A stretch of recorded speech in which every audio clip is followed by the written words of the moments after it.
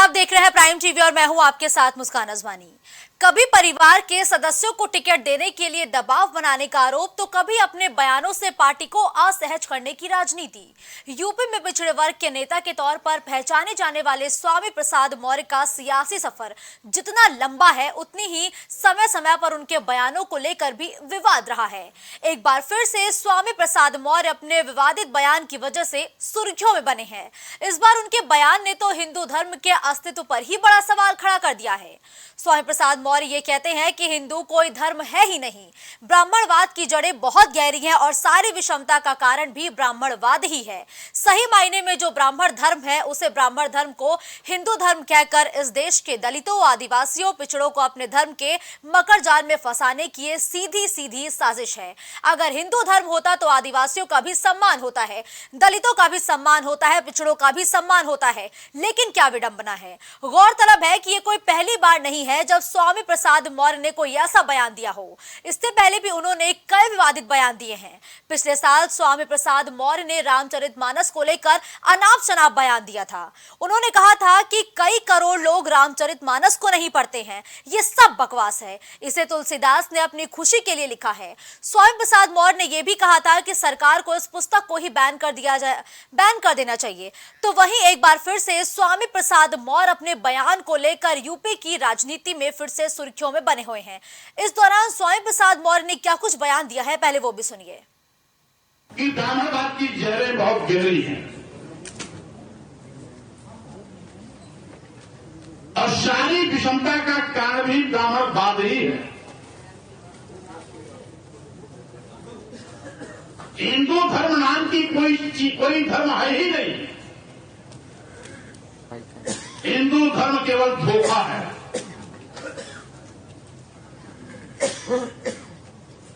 सही मायने में जो ब्राह्मण धर्म है उसी ब्राह्मण धर्म को हिंदू धर्म कहकर के इस देश के दलितों, आदिवासियों, पिछड़ों को अपने भ्रम के मकड़जाल में फंसाने की इनकी एक साजिश है। स्वामी प्रसाद मौर्य का ये बयान आपने सुना। स्वामी प्रसाद मौर्य ने ये बयान ऐसे वक्त में दिया जब लोकसभा का चुनाव नजदीक है और कुछ राज्यों में विधानसभा चुनाव है। ऐसे में हिंदू धर्म पर ही सवाल खड़ा करना, हिंदू धर्म के अस्तित्व पर सवाल खड़ा करना, एक बार फिर से स्वामी प्रसाद मौर्य ने विवादों भरा ये बयान दिया है जिस पर राजनीति गर्मा गई है। तो इस पूरे मसले पर केशव प्रसाद मौर्य ने भी ट्वीट किया है कि सपा मुखिया श्री अखिलेश यादव के निर्देश पर इन नेताओं के जहरीले बयान ही समाजवादी पार्टी को आगामी लोकसभा के चुनाव में हरवाएंगे। ये बयान है केशव प्रसाद मौर्य का। तो देखिए, स्वामी प्रसाद मौर्य जो एक बार फिर से विवादों में है, इनका विवादों से पुराना नाता रहा है और अक्सर ये अपने विवादित बयानों को लेकर सुर्खियों का हिस्सा भी बने हैं। 22 जनवरी को रामचरितमानस को लेकर स्वामी प्रसाद मौर्य ने अभद्र टिप्पणी की थी। 13 फरवरी को भी सोनभद्र के मऊकला में बागेश्वर धाम के धीरेन्द्र शास्त्री के लिए स्वामी प्रसाद मौर्य ने आपत्तिजनक बयान दिए थे। 15 फरवरी को लखनऊ के एक होटल में स्वामी प्रसाद मौर्य और अयोध्या के महंत राजूदास के बीच हाथापाई तक हो गई थी।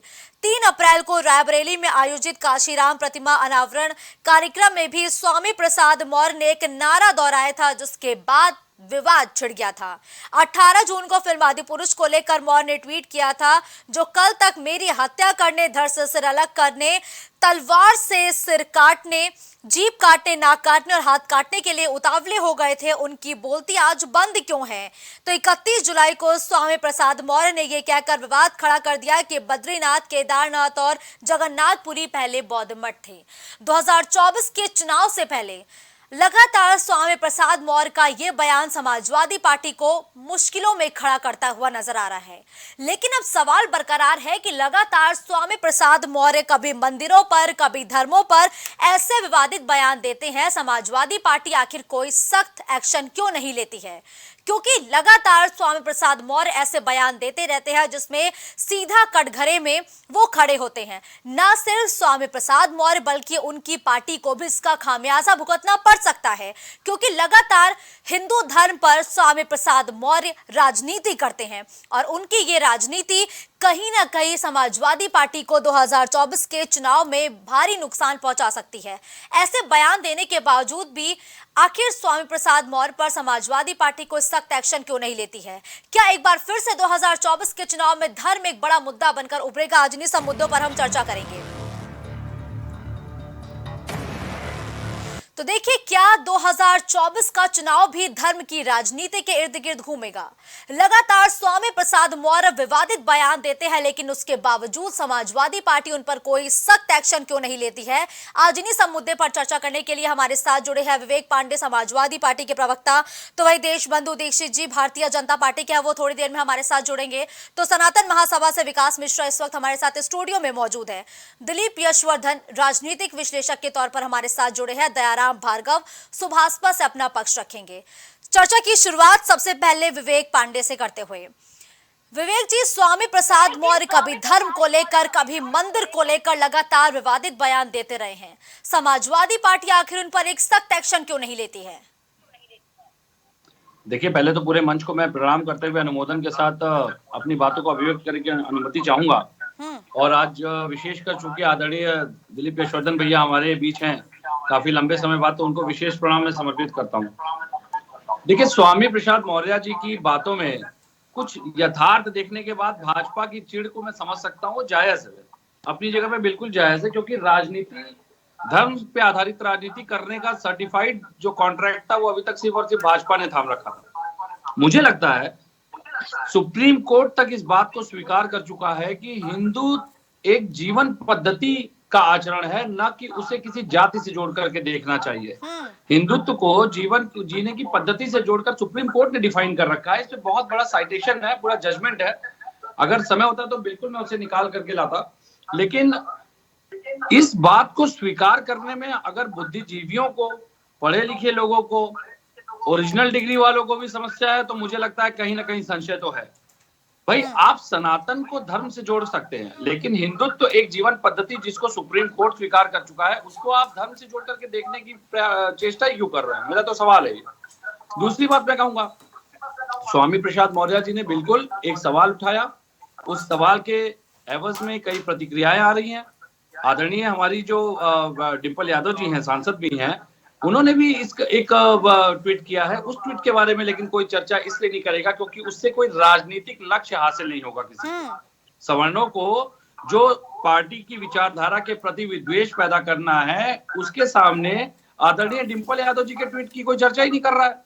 डिंपल यादव जी ने स्पष्ट लिखा है कि हमारी किसी जाति से कोई दुश्मनी नहीं है, लेकिन आज जो सामाजिक न्याय की बात करते थे, आज जो सामाजिक समरूपता की बात करते थे, अगर वो इस तरह की बातों को सुनने के बाद हतोत्साहित हो रहे हैं, तो यकीनन कहीं ना कहीं उनकी राजनीति दलदल में जा रही है, गर्त में जा रही है। मैं ये सवाल उठाऊंगा, क्या 69,000 शिक्षक भर्ती में जिन लोगों का हक मारा गया, मेडिकल परीक्षाओं में जिन लोगों का हक मारा गया, ठीक है, देखिए, ठीक है विवेक जी, आज मुद्दा है हमारा स्वामी प्रसाद मौर्य का विवादित बयान, प्लीज उस पे रहते हैं।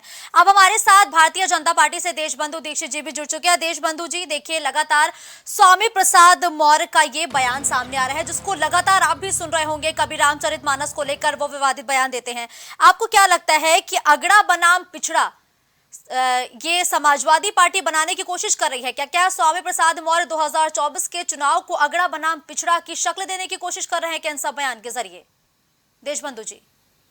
नहीं, बहुत बहुत धन्यवाद मुस्कान जी, आपने इस महत्वपूर्ण चर्चा में पक्ष रखने का अवसर प्रदान किया।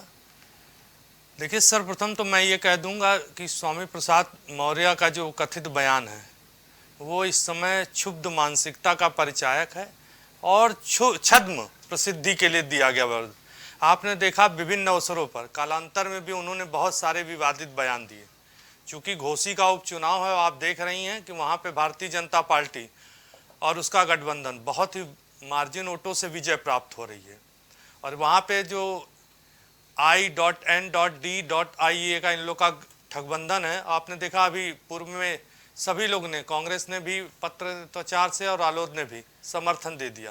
तो इनका पूरा महागठबंधन जो 26 दलों का है वहाँ हार रहा है और बहुत बुरी तरह हार रहा है। उससे कुंठित होकर ये स्वामी प्रसाद दिया हुआ बयान है, ये वहाँ घूम रहे हैं। और देखिए, आपको बता दूं, हम कभी भी भारतीय जनता पार्टी की सरकार, चाहे केंद्र की हो चाहे उत्तर प्रदेश की लोकप्रिय मुख्यमंत्री की सरकार हो, हम जनता के विकास के जुड़े मुद्दों पे, ये विकास की बात ही नहीं करना चाहते। इनको कोई मुद्दा ही नहीं मिल जाता है।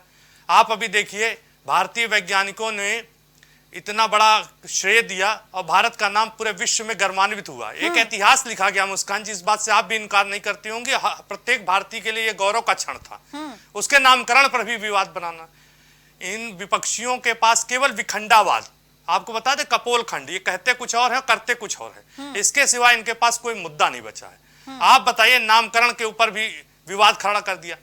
अरे जवाहर पॉइंट हो गया, आप बताइए शिव शक्ति कितना बढ़िया नाम है। तो यह इस बात का द्योतक है कि विपक्ष के पास अब हाय हो मुद्दा नहीं बचा हुआ है। अच्छा, आप भी जान रहे हैं कि 22 जनवरी को डेट आ गई है, भव्य राम मंदिर बनना। ये बहुत बार प्रश्न उठाते थे, हमेशा कहते थे कि मुस्कान जी आपने भी कई डिबेट की है इस महत्वपूर्ण मुद्दे पे, मुझे बुलाया भी है और आपने भी इसका बहुत सारा संज्ञान लिया है। बार बार पूछते थे मंदिर कब बनाएंगे, डेट नहीं बताएंगे। आज भव्य राम मंदिर बन रहा है और बड़े गर्व के साथ बन रहा है।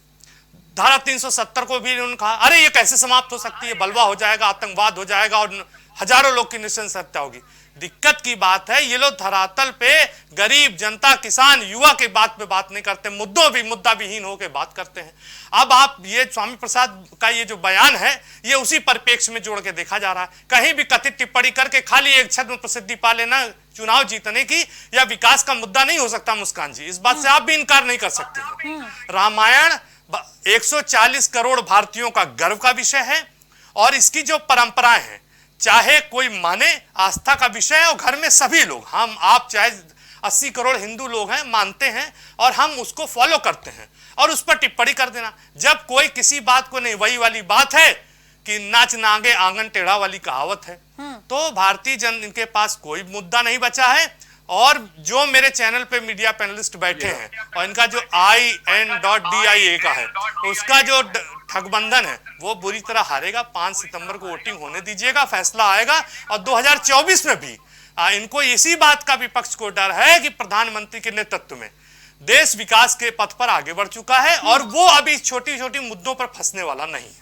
ठीक है, विकास मिश्रा जी का मैं रुख करूंगी, लेकिन उससे पहले एक बार स्वामी प्रसाद मौर्य का वो बयान आपको फिर से सुना देते हैं कि इस दौरान उन्होंने हिंदू धर्म पर क्या कुछ बड़ा बयान दिया है जिससे वो विवादों में घिर चुके हैं। कि ब्राह्मणवाद की जड़ें बहुत गहरी हैं और सारी विषमता का कारण भी ब्राह्मणवाद ही है। हिंदू धर्म नाम की कोई धर्म है ही नहीं। हिंदू धर्म केवल धोखा है।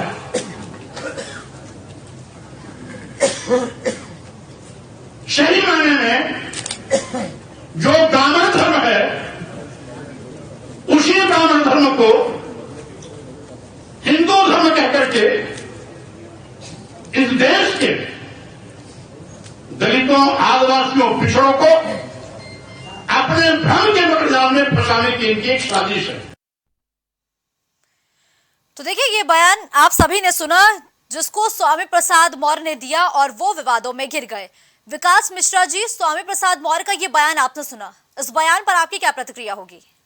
देखिए मुस्कान जी, जहाँ तक स्वामी प्रसाद मौर्य जी के बयानों की बात है, तो विवादित बयान देने के लिए वो जाने जाते हैं।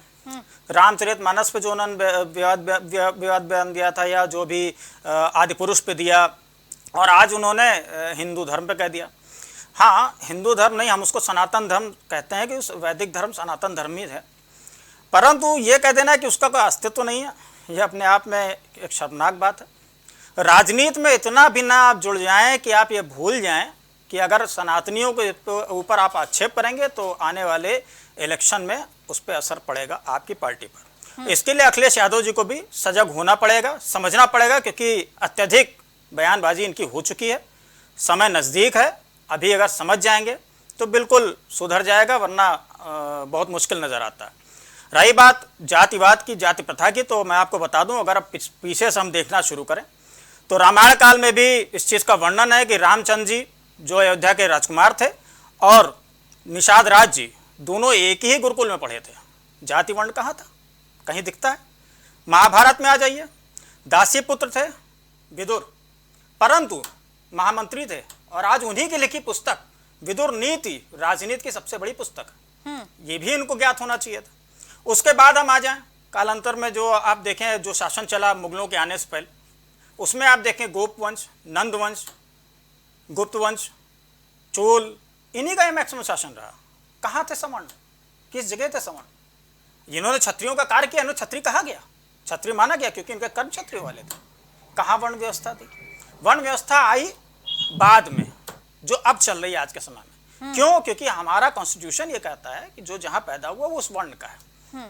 और यहाँ अगर मैं कहीं गलत हूं तो पैनल बैठक कोई भी व्यक्ति मुझे टोक सकता है कि ये हमारी वर्ण व्यवस्था जो है, अगर हम देखें तो हमारे आधार, हमारा पैन, या हम कोई फॉर्म भी भरते हैं उसमें लिखना पड़ता है हम किस जाति से आते हैं, तो एक वो डिफाइन वहाँ पे होता है, अन्यथा कहीं पे हमें समाज में नहीं दिखता। हाँ, राजनीतिक तौर पे हम जरूर देख रहे हैं कि इस तरीके से चिल्ला चिल्ला के दलित की राजनीति, सवर्ण की राजनीति, ये राजनीति, वो राजनीति, और समाज को तोड़ने का प्रयास किया जा रहा है। एक चीज़ यहाँ पे और बताना चाहूँगा, जो नंद वंश था उसको समाप्त करके मौर्य वंश को स्थापित करने वाला भी एक ब्राह्मण था, जो उन्होंने भी ब्राह्मणों का वर्णन किया, उस पर मैं बता दूं, एक ब्राह्मण ने ही चंद्रगुप्त मौर्य को स्थापित किया था। और हमारा आखिरी शासक जो चक्रवर्ती सम्राट अशोक थे, वो भी मौर्य वंश से ही थे।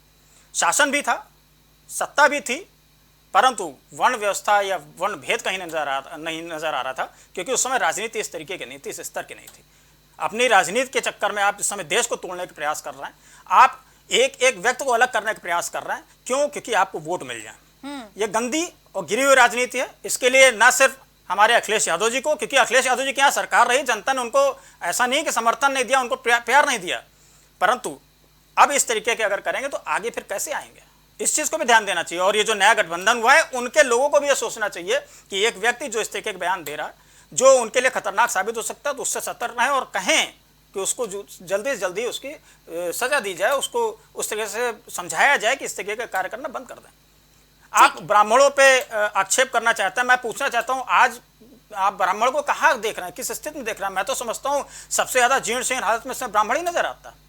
आप देखें जा करके, कहीं उच्च पद पे आपको कोई बहुत ज्यादा ब्राह्मण नजर आ रहा है तो बताइए, तो किस लिए ब्राह्मणों का विरोध? आप ब्राह्मणों को पूरा सनातन संस्कृति और ब्राह्मणों की संस्कृति बता देते हैं। ब्राह्मण का मतलब क्या होता है? जो बुद्धि विवेक से सबसे उत्तम हो उसको ब्राह्मण कहते हैं। वो चाहे किसी जन्म से किसी भी जाति में रहा हो, अगर वो ज्ञान है और वो समाज को जोड़ने का प्रयास कर रहा है, अगर वो देश हित में कार्य कर रहा है, तो ब्राह्मण निश्चित तौर पर ब्राह्मण है। अगर सुरक्षा प्रदान कर रहा है तो निश्चित तौर पर क्षत्रिय है। वर्ण व्यवस्था यही होती है। आपकी क्रियाशीलता, आपके कार्य कैसे हैं, उस पर वर्ण व्यवस्था होती है। सनातन यही मानता है और हम लोग भी इसी चीज पे ही कार्य कर रहे हैं। हम जाति भेद को मिटा करके एकता लाने का प्रयास कर रहे हैं, लेकिन इस तरीके की राजनीति पे, इस तरीके के लोग जो आइकॉन है, जिनको लोग सुनते हैं, इस तरीके अगर वक्तव्य देते आएंगे तो कहां से एकता आएगी, कहां से अखंडता आएगी? देश कैसे एकजुट होगा, कैसे आगे बढ़ेगा?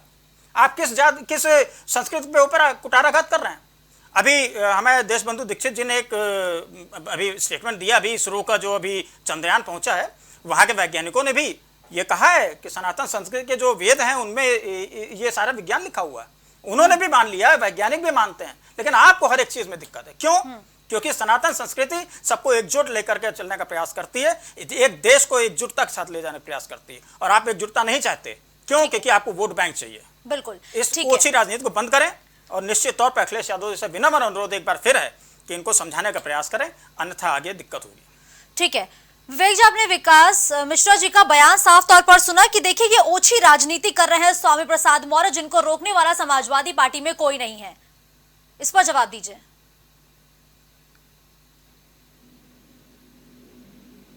पूछा आपने?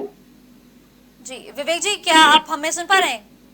हाँ जी, बताइए। ठीक है विवेक जी, अभी आपने बयान सुना और अभी लगातार विकास मिश्रा जी भी ये कह रहे हैं कि ये ओछी राजनीति करने की कोशिश स्वामी प्रसाद मौर्य बढ़ चढ़कर कर रहे हैं, लेकिन समाजवादी पार्टी में उन्हें रोकने के लिए क्या कोई नेता नहीं बचता है?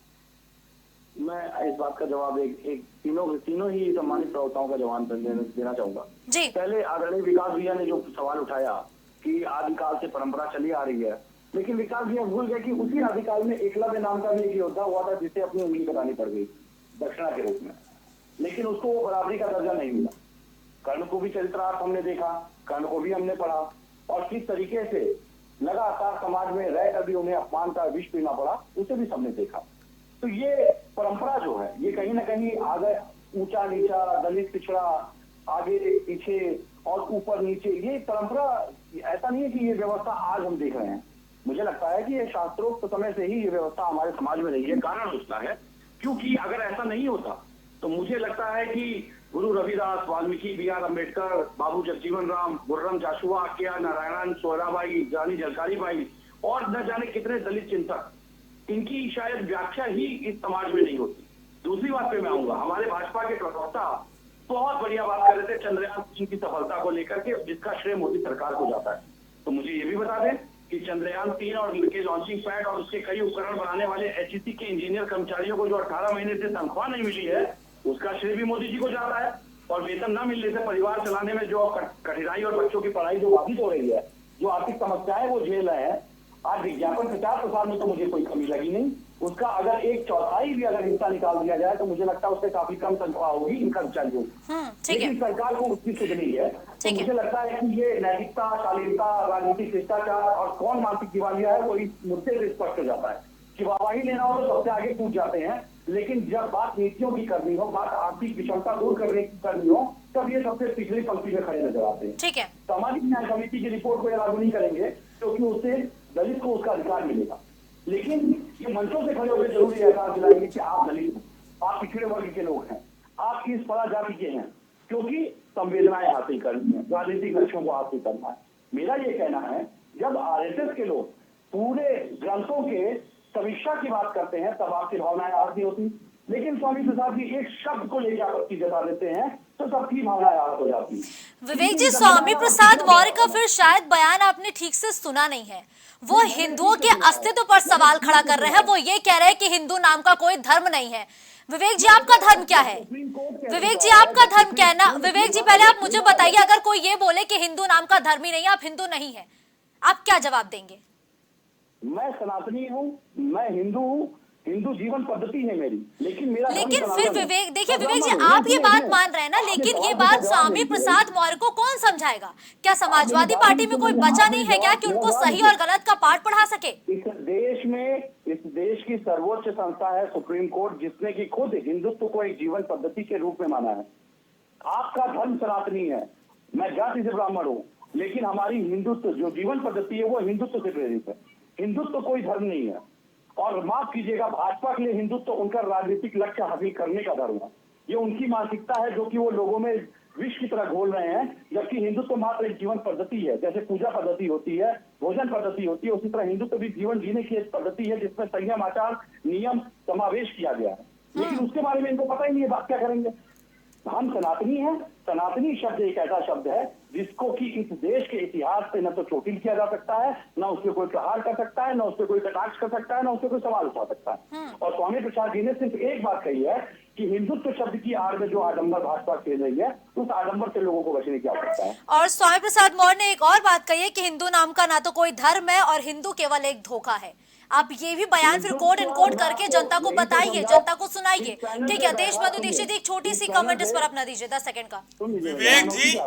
विवेक जी, आप इस चैनल पे बोल रहे हैं और असंख्य व्यूअर्स देख रहे हैं प्राइम टीवी। आप कह दीजिए कि आप ब्राह्मण नहीं है और हिंदू धर्म एक धोखा है, और सनातन के नाम पे व्यर्थ का प्रलाप न करिए, विखंड। और सुनिए, ये जो मुस्लिम तुष्टीकरण बना आप कर रहे हैं ना, मुस्लिम तुष्टीकरण करके आपको मुस्लिमों का भी वोट नहीं मिलेगा।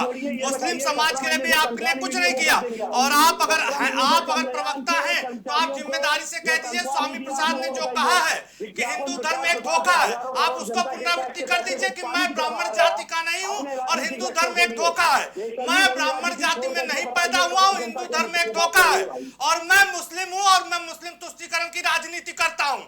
आपको बता दें, इसी परिप्रेक्ष्य में मुस्कान जी में बता दूं, इनके 4 वरिष्ठ नेता, आप चाहे इलाहाबाद की पूर्व अध्यक्षा हो ऋचा सिंह हो, चाहे लोहिया वानी के प्रदीप कुमार तिवारी हो, चाहे रायबरेली के ब्राह्मण नेता मनोज यादव हो, उन्होंने पार्टी के अंदर ही अखिलेश यादव पूर्व मुख्यमंत्री से बार-बार इस चीज का जिक्र किया कि हम हिंदू हैं और हिंदू जाति पे ये कुठाराघात बर्दाश्त नहीं करेंगे। लेकिन शायद विवेक जी को यह मालूम नहीं। और यह भी बता दूं, विवेक शून्य होकर बात कर रहे हैं। विवेक जी कहते हैं हिंदू धर्म विवेक जी एक मिनट, विवेक जी एक सेकंड, विवेक जी मैं वापस आऊंगी एक मिनट मामले में।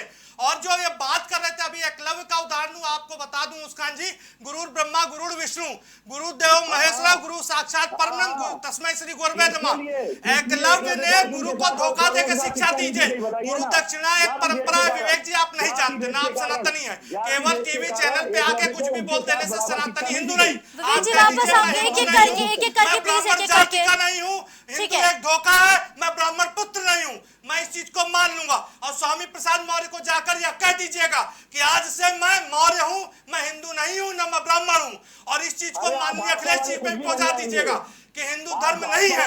और आप ये जो तुष्टीकरण की राजनीति कर रहे हैं, यह मैं बार बार कर रहा हूँ मुस्कान जी। जातिवाद, क्षेत्रवाद, संप्रदायवाद, भाषावाद को बांट बांट के समाजवादी पार्टी ने उत्तर प्रदेश के खंड खंड कर दिए। और आज 6 वर्षों की जो सरकार है लोकप्रिय, उसी का नतीजा है कि चाहे 2014 का चुनाव हो, चाहे 2017 का चुनाव हो, चाहे 19 का चुनाव, 22 का चुनाव, अभी स्थानीय चुनाव, उसमें ये हारे।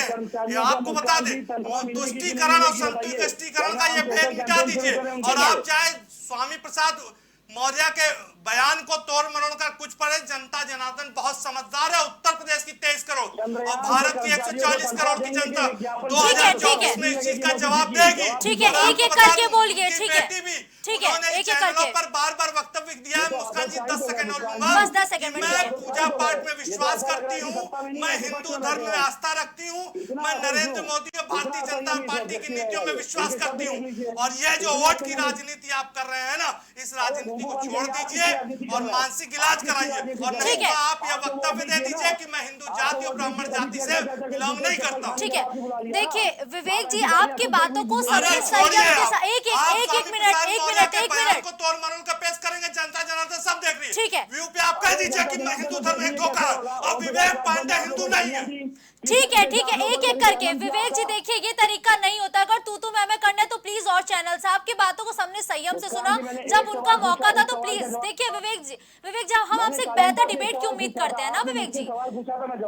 ठीक है विवेक जी, लेकिन आपकी बारी आएगी तो आप बोलिएगा ना, ऐसे अच्छा नहीं लगता कि तू मैं चल रहा है, जनता नहीं सुन पाएगी। एक ठीक है, मैं तो इनके बीच में नहीं बोला। बिल्कुल ठीक है। अब दिलीप जी से एक कमेंट लेते हैं। दिलीप जी देखिए, 2024 के चुनाव से पहले ये जो लगातार ऐसे बयानबाजी का दौर जारी है धर्म की राजनीति पर, क्या 2024 का मैच एक बार फिर से खेला जाएगा? क्या 2024 के चुनाव से पहले ये ऐसी बयानबाजी कितना नुकसान पहुंचा सकते हैं समाजवादी पार्टी को? दिलीप जी, पिच पे राजनीति के मैच कब नहीं खेला जाता है।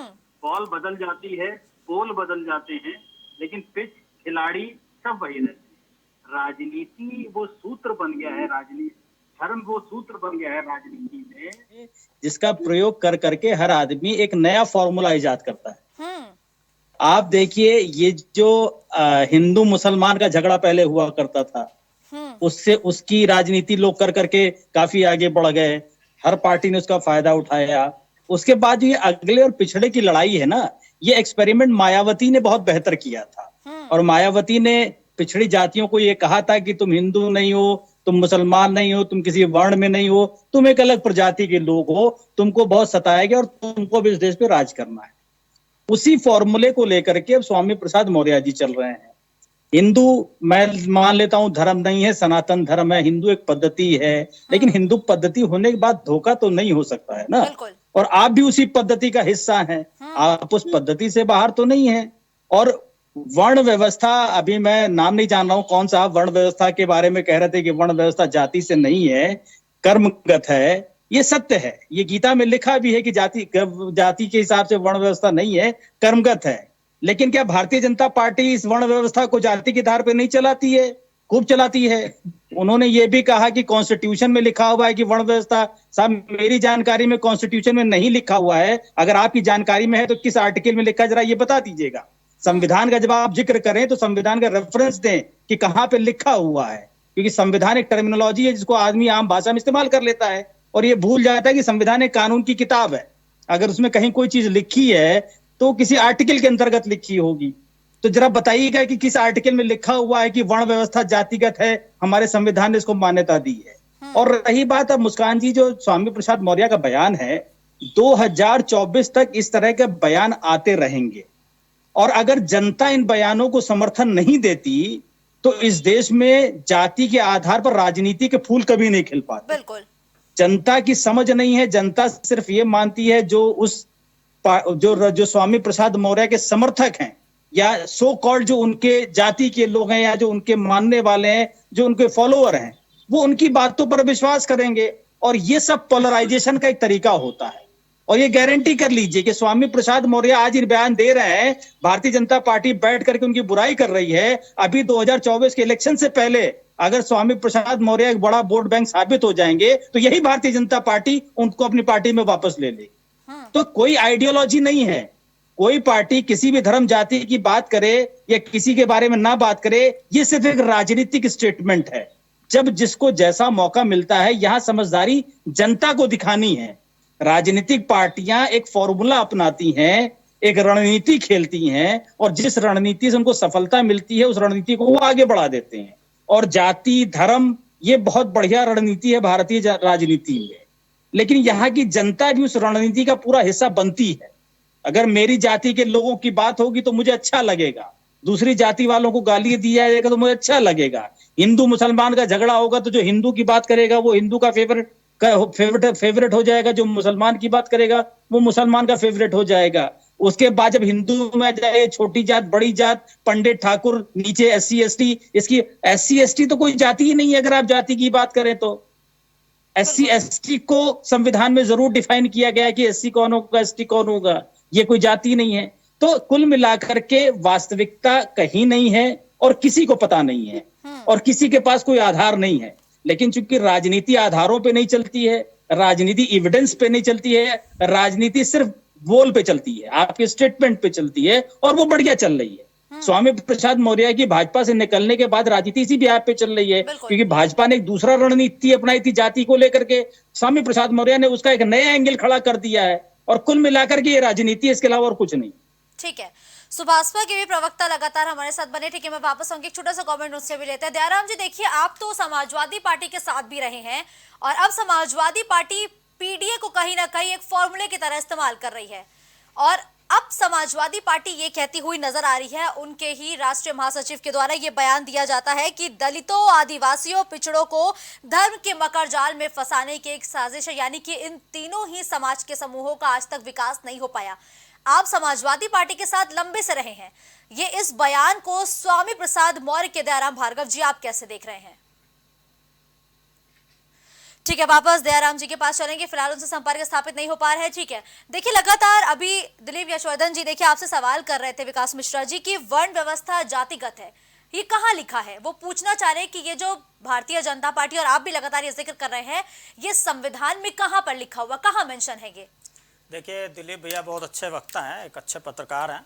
उन्होंने जो बात उठाई है उसको ठीक है, लेकिन उन्होंने ये भी कहा था कि शायद उन्होंने पूरा स्टेटमेंट सुना नहीं था। मैंने उनसे ये नहीं कहा था कि कोई जाति प्रथा, जाति व्यवस्था उसमें लिख के, मैंने ये बताया था कि आधार पे, पैन पे या जो फॉर्म हम भरते हैं उस पर हमें एक अलग से दिखाना पड़ता है, एक कॉलम होता है, इसमें दिखाना पड़ता है कि हम ब्राह्मण से आते हैं, ये आते हैं, वो आते हैं, लेकिन समाज में किसी भी तरीके का इस तरीके का विरोधाभास हमें नजर नहीं आता। ये मेरा वक्तव्य था। दिलीप भैया शायद आप ना सुने हो, ठीक है। कॉन्स्टिट्यूशन पर मैंने कोई ऐसा आक्षेप नहीं लगाया था, कोई चीज़ नहीं कहती। हाँ, लेकिन इसका फायदा ही राजनीतिक लोग उठा रहे हैं कि जब आपके आधार पैन पे मिश्रा या कुछ ऐसा कुछ दिखेगा तो हम उस वर्ण व्यवस्था को खींच ले जाएंगे कि हाँ भैया ये ब्राह्मणों को कर लो, क्षत्रियों को कर लो। ऐसी राजनीति नहीं होनी चाहिए। बिल्कुल आप जातिगत राजनीति को बंद करें, धर्म की राजनीति को बंद करें, राजनीति उचित तरीके से करें, एकता अखंडता की बात करें, देश को एकजुट ले जाने की बात करें, देश को विकास तरफ ले जाने की बात करें, तब तो आपकी राजनीति सक्षम है, अन्यथा सक्षम नहीं है। दूसरा देखिए, भूल गया मैं, विवेक पांडे जी ने कुछ प्रश्न किया था। हाँ, विवेक पांडे जी भी जो कह रहे थे कि उस समय के जैसे एकलव्य का उन्होंने उठाया, विवरण या कांड का उठाया, तो मेरी समझ से उनके साथ जो भी अगर इनको लगता है भेदभाव हुआ तो वो कहीं जातिगत भेदभाव नहीं था, वो पारिवारिक चीज़ें थी या फिर गुरु के द्वारा की गई जो भी चीज़ें, उस गुरु ने जो थी समझा वो किया, लेकिन उसमें कहीं ऐसी वर्ण व्यवस्था तो नहीं दिखाई पड़ती कि वर्ण के प्रति ही कोई वैसा कार्य कर दिया गया हो। दूसरा, आपने भाजपा का नाम लिया। मुझे लगता है कि जो विरोधी लोग हैं भाजपा का विरोध करते करते कहीं ऐसा तो नहीं है कि सनातनों का विरोध करने लगे, कहीं ऐसा ना हो कि देश का ही विरोध पहुंचा रहे हैं। आप इस तरीके से अगर तोड़ने पे उतारू हो जाएंगे, छोटे छोटे टुकड़ों में कर देंगे, तो आपको ध्यान होना चाहिए पांडे जी, आपको तो पता ही होगा कि जब हमारे पर शासन हुआ, अंग्रेजों ने शासन किया या जो भी और शासन रहे, हमको तोड़ने के वजह से ही शासन कर पाए थे। हम एकजुट नहीं थे, टुकड़ों में थे, इसलिए हमारे पर शासन हो पाया और आज हम फिर उसी व्यवस्था पे पहुंचते चले जा रहे हैं। इस चीज को आपको समझना होगा। सत्ता में आइए, लेकिन सत्ता में तब तक ही तो रहेंगे जब तक देश रहेगा। अगर आप इतने टुकड़ों में बांट देंगे तो फिर आप कितने देश बना देंगे भाई? उस चीज को समझिए, उस राजनीति को करिए, लेकिन देश हित में बात करिए, देश सर्वोपरि होना चाहिए। ठीक है, दयाराम जी भी हमारे साथ जुड़ चुके हैं। देखिए दयाराम जी, एक बार फिर से मैं जिक्र करूंगी कि आप तो समाजवादी पार्टी के साथ रहे हैं। 2022 का विधानसभा चुनाव आपने समाजवादी पार्टी के साथ लड़ा और उसी समाजवादी पार्टी के राष्ट्रीय महासचिव कह रहे हैं कि दलित आदिवासी पिछड़ों को अपने धर्म के मकड़जाल में फंसाने की एक साजिश हिंदू धर्म ने की है। क्या वाकई में जिन दलितों, पिछड़ों और अल्पसंख्यकों की बात समाजवादी पार्टी के नेता अक्सर उठाते हैं, समाजवादी पार्टी में उनकी स्थिति कैसी है, जरा ये बताइए। देखिए मुस्कान जी, आज स्वामी प्रसाद मौर्य का कोई नया बयान नहीं है। विगत देख लीजिए, लगातार उनके बयान चल रहे हैं। ये बयान समाजवादी पार्टी का माना जाता है, बिल्कुल, क्योंकि बयान पे बयान दिए जा रहे हैं और उनको रोकने वाला समाजवादी पार्टी में नहीं है। हम तो आपके माध्यम से, हमारे भाई जो विवेक पांडे जी बैठे हैं, मैं तो ये कहूंगा समाजवादी पार्टी का प्रमुख उन्हें बना दिया जाए, राष्ट्रीय अध्यक्ष बना दिया जाए, क्योंकि उनके बयान जो है राष्ट्रीय अध्यक्ष से ऊपर है। राष्ट्रीय अध्यक्ष स्वयं अखिलेश यादव जी संज्ञान नहीं ले रहे हैं। अब बात आती है स्वामी प्रसाद मौर्य के ज्ञान की। 4 बार ये बसपा में रहे, तब इनका ज्ञान वर्धन क्यों नहीं हुआ? 5 साल भारतीय जनता पार्टी के श्रम मंत्रालय में कैबिनेट मंत्री रहे, मलाईदार में रहे, मलाई खाए। उनको लगा 2022 में भारतीय जनता पार्टी की सरकार नहीं बन रही है, तो भारतीय जनता पार्टी छोड़कर समाजवादी पार्टी में आए। समाजवादी पार्टी में जिस जिले से वो चुनाव लड़े, खुद तो हारे, वहां की पूरी सीट हरवा दिए। ये तो उनकी राजनीतिक कैरियर का एक इतना लबालब इतिहास है कि जहां से लड़े, खुद तो हारे, दूसरों को हरवा दिए। और आप देखिए, इनका समाज जो मौर्य समाज है, अगर मौर्य समाज इनको इतना हाथों हाथ लेता तो शायद जब चुनाव लड़ रहे थे इनका समाज ही इनके ऊपर अटैक नहीं करता, इनका समाज ही इनके गाड़ी के शीशा नहीं तोड़ता। तो ये सर्वविदित हो गया कि कहीं ना कहीं राजनीति में अपने आप को स्थापित करने के लिए उलूल पुलूल बातें करना और हिंदू धर्म को, सनातन धर्म को बदनाम करना, ये एक प्रकार की वो मानसिकता दर्शाती है कि कितने राजनीति में कितने स्तर आप गिरा देंगे। दूसरी बात, ये आज हिंदू धर्म की हमेशा चर्चा होती है, नहीं वो नहीं। मुसलमान समाज में, मुस्लिम समाज में कोई इस तरह का वाक्य, इस तरह की बातें नहीं कर सकता। सिख समाज में ऐसी वाक्य कोई नहीं कर सकता। ईसाई समाज में ऐसा कोई नहीं कर सकता। जैन धर्म, पारसी जो है, कोई नहीं कर सकता। आखिर क्या है कि हिंदुस्तान में बैठे हुए हिंदू धर्म, सनातन धर्म को मानने वाले लोग वो बार बार इस पे कुठाराघात कर करके और अपनी राजनीति जो चमकाने का काम कर रहे हैं मुस्कान जी, ये कहीं ना कहीं देश के वो तमाम लोग समझ रहे हैं कि स्वामी प्रसाद मौर्य की मानसिकता कहाँ जा रही है। दूसरी बात आती है स्वामी प्रसाद मौर्य की। जब ये इस चीज का बयान दे रहे थे तो क्या श्री अखिलेश यादव को समझ में नहीं आ रहा है? इस बयान का या तो आके खंडन करे या समाजवादी पार्टी का कोई बड़ा नेता आके बोले। चूंकि ये बयान स्वयं समाजवादी पार्टी बुलवा रही है, चूंकि विजन नहीं है। उत्तर प्रदेश के घोसी उपचुनाव जो है उसमें कहीं ना कहीं समाजवादी पार्टी बैकफुट पे है। उसका कारण ये है, अखिलेश यादव जी ने पीडीए बनाया, पिछड़ा दलित मुसलमान। अब जब आप पीडीए की बात करते हैं तो वहां जब चुनाव लड़ने गए तो आपको पीडीए से पिछड़ा दलित अल्पसंख्यक से एक भी नहीं मिला, तो आप सुधाकर सिंह को क्यों प्रत्याशी बनाए भाई? और अगर सुधाकर सिंह को प्रत्याशी बना रहे हैं तो जिस हिंदू समाज के ऊपर बार बार कुठाराघात किया जा रहा है वो उससे जोड़ कर देखिए तो कहीं ना कहीं जनाधार समाजवादी पार्टी की जो खसक रही है, उस जनाधार को कैसे बचाया जाए या उसको वोट में कन्वर्ट कैसे किया जाए, वो स्वामी प्रसाद मौर्य को ला करके खड़ा कर दिया गया। अब स्वामी प्रसाद मौर्य बताएं, उनकी बेटी भारतीय जनता पार्टी में सांसद है, बदायूं से संघमित्रा जी, क्या वो ये खुल के कह सकती हैं? आए, वो देश की पंचायत में है, देश की सबसे बड़ी पंचायत की सदस्य है, वो इस बात को बताएं कि क्या हमारे पिताजी जो बोल रहे हैं वो सही है कि गलत है? नहीं बोलेंगे। इसका कारण ये दर्शाता है, ये झलकाता है कि कहीं न कहीं राजनीति से प्रेरित होकर के इन्होंने ऐसा काम किया। अब बात आती है, विवेक पांडे जी ने, समाजवादी पार्टी के भाई ने कहा कि कर्मचारियों की जो है सैलरी के ऊपर, ये बयान कर्मचारियों के सैलरी से क्या लेना देना? हिंदू धर्म को बदनाम करना, ये कर्मचारियों को क्या लेना देना? आपको उत्तर प्रदेश और देश में विकास की बात करनी चाहिए, महंगाई की बात करनी चाहिए, कानून व्यवस्था की बात करनी चाहिए, दंगा फसाद की बात करनी चाहिए, ये तमाम मुद्दे हैं। किसानों की बात करिए, लेकिन इससे हट करके होता क्या है मुस्कान जी? उत्तर प्रदेश में और देश में पहली बार मोदी जी की सरकार, योगी जी की सरकार ने वो काम किया है जो समाजवादी 4 बार सरकार में रही नहीं कर पाई। अभी हमारे विवेक पांडे जी बड़े मासूमियत से बता रहे थे, सामाजिक न्याय समिति की रिपोर्ट, पिछड़ों की बात कर रहे थे, दलितों की बात कर रहे थे, अल्पसंख्यकों की बात कर रहे थे। जब समाजवादी पार्टी की सरकार 4 बार थी, मैं थोड़ा विगत में पीछे ले जाऊंगा, 2001 में जब उत्तर प्रदेश के पूर्व मुख्यमंत्री राजनाथ सिंह थे, आज देश के जो है रक्षा मंत्री हैं, उनकी सरकार में पिछड़ों की जो 27% आरक्षण था, उनकी दुर्दशा को देखते हुए सामाजिक न्याय समिति की कल्पना करके उन्होंने रिपोर्ट बनाई थी। उस समय वो रिपोर्ट आती, उससे पहले उनकी सरकार चली गई, लेकिन 2001 से लेकर के करीबन 16-17 साल समाजवादी पार्टी की उत्तर प्रदेश में सरकार रही। सामाजिक न्याय समिति की रिपोर्ट क्यों नहीं आपने लागू किया? ये दलितों की बड़ी चिंता करते हैं, लेकिन समाजवादी सरकार में दलितों का प्रमोशन में आरक्षण खत्म करने का काम समाजवादी पार्टी ने किया। ये बार 27% आरक्षण पिछड़ों की बात करते हैं। याद करिए मुस्कान जी, उत्तर प्रदेश में जब उस समय तत्कालीन मुख्यमंत्री 2012 से 17 के बीच में थे, माने इलाहाबाद हाई कोर्ट ने श्री अखिलेश यादव को 27% पिछड़ों के आरक्षण में एक कोर्ट किया था। उन्होंने कहा था कि जो 27% आरक्षण है, जो 79 जातियां उत्तर प्रदेश में बात कर रहे हैं, उसमें 5-7 जातियां लाभ ले रही हैं। इसको सामाजिक न्याय दायरे में ला करके सबको देने का काम करिए। उस समय समाजवादी पार्टी का ध्यान नहीं गया। आज आप विपक्ष में बैठे हैं तो आप समाजवाद की बात करते हैं, सामाजिक न्याय समिति की बात करते हैं। मुस्कान जी, ये सरासर उत्तर प्रदेश के जो है 25 करोड़ जनता के साथ छलावा है। इनकी घटती हुई जो राजनीति है, उसको कैसे इनको इजाफा मिले, इस तरह का बयान दिलाने का काम श्री अखिलेश यादव जी कर रहे हैं। ठीक है विवेक जी, आप दयाराम भार्गव जी के सभी सवालों का जवाब दीजिएगा, लेकिन एक सवाल यहाँ पे ये पूछना अहम हो जाता है कि समाजवादी पार्टी भारतीय जनता पार्टी पर यह आरोप लगाती है कि भारतीय जनता पार्टी धर्म की राजनीति कर रही है, धर्म के नाम पर वोट बटोरने की कोशिश कर रही है। तो लगातार जो स्वामी प्रसाद मौर्य ये बयान देते हैं, तो क्या ये ना कहा जाए कि समाजवादी पार्टी भी धर्म को निशाना बनाकर वोट बैंक साधती है?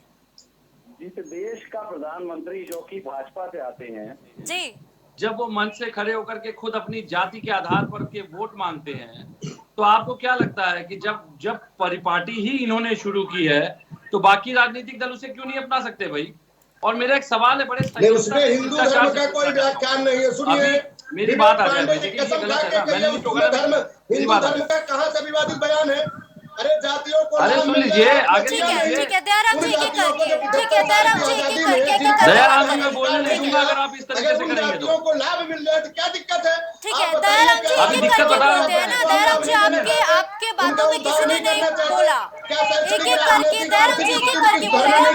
दयाराम जी प्लीज एक एक करके ना, आपकी बातों को सबने सुना है, अब आप विवेक जी की बातों को भी सुनिए, वो आप ही के सवालों का जवाब दे रहे हैं, बोलिए। मैं एक सवाल आदरणीय दयाराम भार्गव भैया से पूछना चाहूंगा, हमारे बड़े हैं, हम उनसे भी सीखते हैं। भाई सनातन की बात हो रही है, आज विषय तो यही है, सनातन पे सबकी भावनाएं आहत होती हैं जब कोई बयान होता है। जब ओम प्रकाश राजभर जी एक सनातन संत को कटोरा दे करके ट्रेनिंग लेने वाले स्कूल भेज रहे थे, तब किसी की भावनाएं आहत नहीं हो रही थी क्या? जब जूते चप्पलों से सनातन धारण करने वाले को, भगवा धारण करने वाले एक संत के प्रति अमर्यादित शब्दों का प्रयोग कर रहे थे, तब इनकी भावनाएं आहत नहीं हुई थी क्या? आज देखिए ना, दोनों एक हो गए।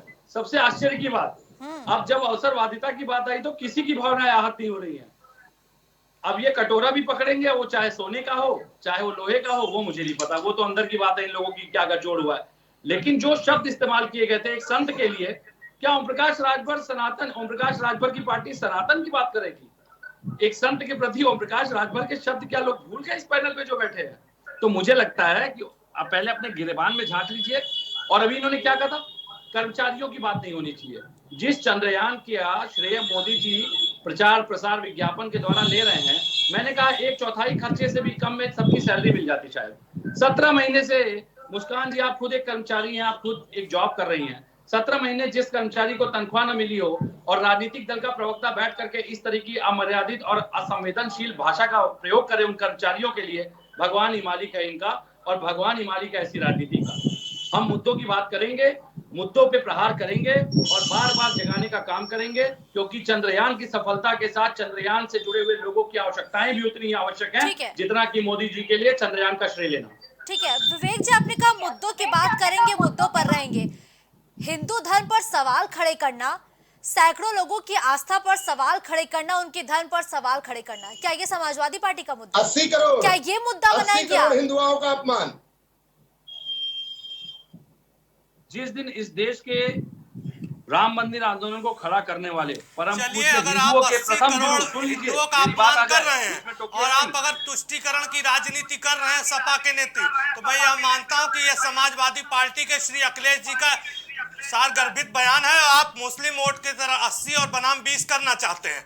अगर विवेक पांडे जी राष्ट्रीय अध्यक्ष हैं समाजवादी पार्टी के और उनका ये स्टेटमेंट है कि आप 80 करोड़ हिंदुओं की आस्था के साथ खिलवाड़ कर रहे हैं और आप चंद वोटों के लिए कुछ भी बोल देंगे, और आप अगर ये कह रहे हैं कि आप स्वामी प्रसाद मौर्य का बयान विवेक पांडे का बयान है कि हिंदू धर्म धोखा है, ब्राह्मण जाति जो है एक झूठ है, तो इस बयान को मैं लेकर समाजवादी पार्टी में मैं मानता हूं कि अगर आप ये क्षेत्रवाद जातिवाद कर रहे हैं तो एक बार और कर लीजिए।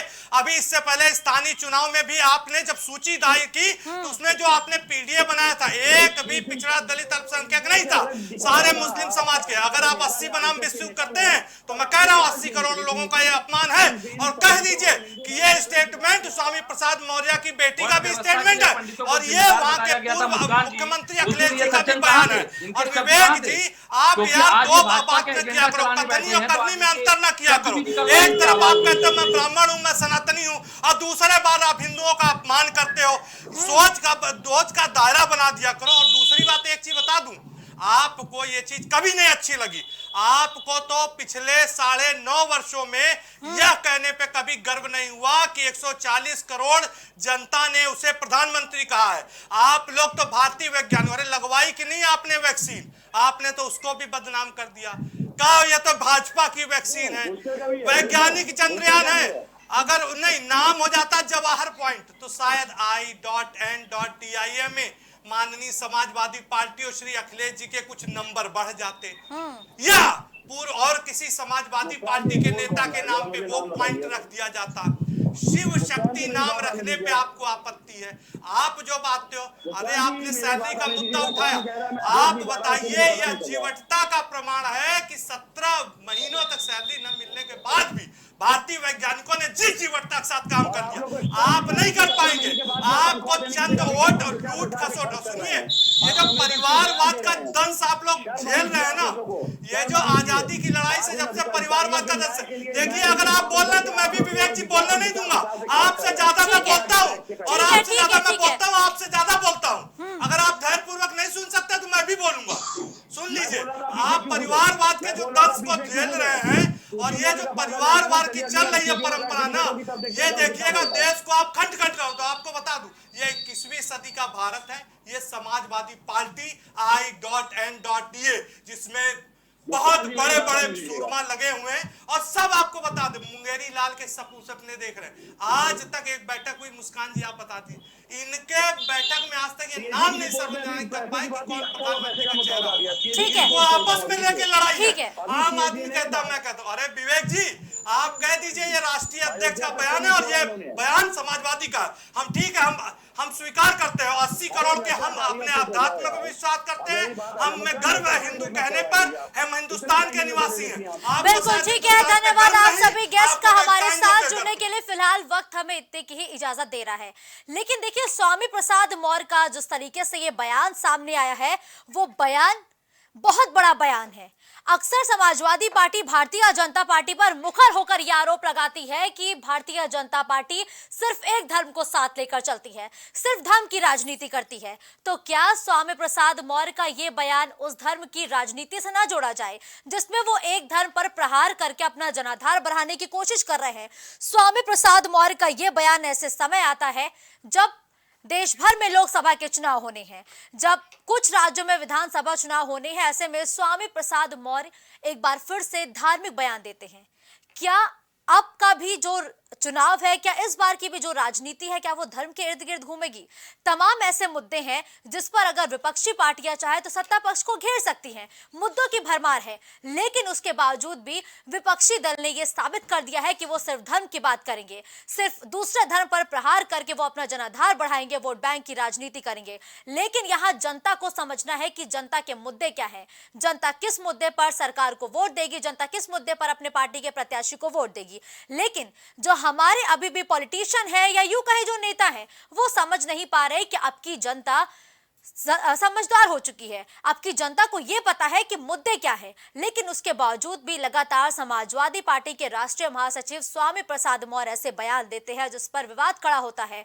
और विवाद तो चलिए बाहर की ही पार्टियां करती हैं, लेकिन उनके अंदर खाने भी उनके इस बयानों का विरोध होता है। अब सवाल यह है कि लगातार स्वामी प्रसाद मौर्य कभी रामचरितमानस को लेकर, कभी हिंदू धर्म की आस्था को लेकर के बड़ा बयान देते हैं। क्या समाजवादी पार्टी में कोई ऐसा नेता नहीं बचा जो स्वामी प्रसाद मौर्य पर नकेल कर सके, जो ये समझा सके स्वामी प्रसाद मौर्य को कि उनका ये बयान सैकड़ों लोगों की आस्था से खिलवाड़ करता है?